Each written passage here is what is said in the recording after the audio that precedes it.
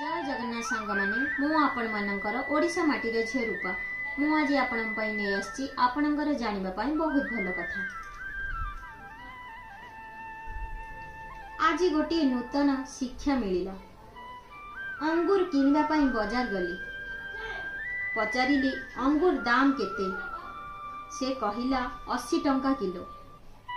पाखरे किछि अंगूर अलगा अलगा गोटा गोटा दाना पड़िथिला। पचारिली एगुड़िकर दाम केते?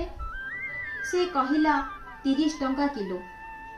मु पचारिली एगुड़िक एते कम दाम काहींकी? से कहिला दीदी एगुड़िक भी भलो किंतु निज पेन्थारु अलगा होई झरी पड़िछि।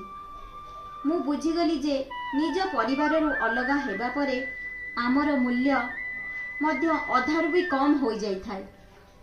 दयाकरी निज परिवार एवं मित्र मानक सहित सर्वदा जोड़ी होई रहिबा उचित। आपण मानकु मो वीडियोटी केमती लागिला कमेंट माध्यम रे निश्चिंत जणाइबे। जय जगन्नाथ।